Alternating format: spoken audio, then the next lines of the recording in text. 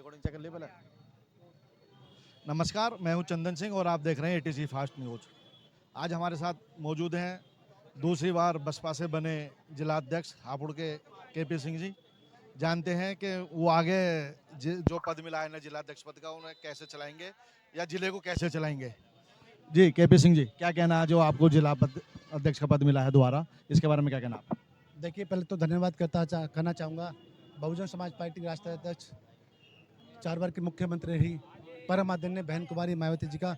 उन्होंने मुझ पर विश्वास जताया और जिले की कमान पुनः मुझको दूसरी बार सौंपी। और ये बहन जी का जो आशीर्वाद मिला है और जो हमारे शीर्ष नेतृत्व हैं, जिनमें आदरणीय मुनकादरी सांसद जी, सूरज सिंह जाटव जी, बाबू विजय सिंह जी, कमल सिंह राज जी और समस्त पदाधिकारी, हमारे पूर्व उच्च पदाधिकारी, मैं सबका दिल की गहराई से धन्यवाद करता हूं कि उन्होंने मुझे इस काबिल समझा। इस छोटे से कार्यकर्ता को फर्श से अर्श लाने का काम किया कि जिले में जो कार्य, मैं छोटा सा कार्यकर्ता पहले भी था, आज भी कार्यकर्ता, लेकिन अब जिम्मेदारी मेरी थोड़ी बढ़ गई है, पूरे जिले की जिम्मेदारी है। तो उस जिम्मेदारी को जो माननीय बहन जी का जो आदेश होता है उसी क्रम में पूरा करूँगा मैं। अभी जो बसपा का जिला कार्यालय है वो कहाँ से चलेगा? बसपा का जिला कार्यालय लज्जापुरी में, आपने देखा होगा रामलीला ग्राउंड में जिला कार्यालय वहीं से चलता था और वहीं चलेगा वर्तमान में। और देखेंगे कि अगर कोई अच्छी जगह मिलेगी तो कार्यालय को कहीं ना कहीं हम शिफ्ट करने का प्रयास करेंगे। जो अनुसूचित जाति के हैं, ऐसे समाज के लोग हैं जो उन पर अत्याचार आ रहे हैं, उन्हें कैसे देखेंगे आप?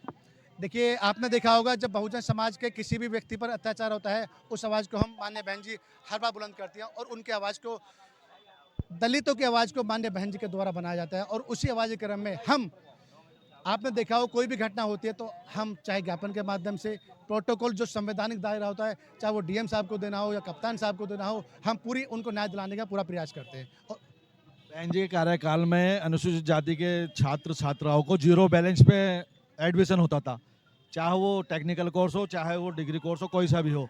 तो इसकी आवाज़ कैसे उठाएंगे आप, इसे कैसे देखेंगे? देखिए, जब माननीय बहन जी की सरकार थी, और आपने बहुत अच्छा क्वेश्चन किया है कि जितने भी कोर्स है, टेक्निकल कोर्स है, जहाँ हमारे व्यावसायिक कोर्स थे, सारे कोर्स निःशुल्क थे। आज वो कोर्स निःशुल्क क्यों नहीं है?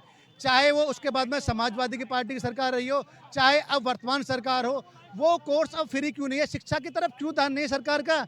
माननीय बहन जी को शिक्षा पे ध्यान देती हैं, क्योंकि माननीय बहन जी जाती हैं, जिस दिन समाज जागरूक हो जाएगा, अपनी शिक्षा ग्रहण कर लेगा, अपना समाज मजबूत होगा। क्योंकि ये सरकार नहीं चाहती कि दलित का व्यक्ति पढ़े, मुस्लिम का व्यक्ति पढ़े, बहुजन का व्यक्ति पढ़े, क्योंकि जब पढ़ेगा तो अपने जागृति उनके पैदा होगी, उनको क्वेश्चन करेगा।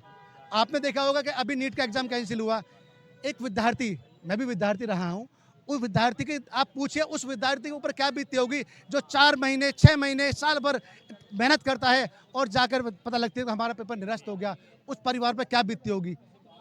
तो अजय बहन जी का शासनकाल में कहीं ऐसा कभी नहीं हुआ, आपने देखा हुआ, रिकॉर्ड आप उठाकर देख सकते हैं बहन जी का। छात्राओं की छात्रवृत्ति नहीं आ रही है, उनकी फीस नहीं आ रही है, डिग्री लटकी हुई है बीच में ही अधर में, तो उसकी आवाज़ कैसे उठाएंगे आप? देखिए, मैं विनम्र हाथ जोड़कर अनुरोध करता हूं, इस जनपद हापुड़ के समस्त जो हमारी माताएं बहनें, हमारे युवा साथी हैं, हमारे सम्मानित बुजुर्ग साहब, माता पिता तुल्य हमारे साथी हैं, सभी से कि इस बार आप हमेशा आपने वो 2012 के साथ के बाद जब सरकार बनी थी, उसके 12 के बाद हमारी सरकार चली गई थी, उसके बाद में आपने वोट नहीं दिया। इस बार आप बहुजन समाज पार्टी को वोट दो, आपको शिक्षा भी फ्री मिलेगी।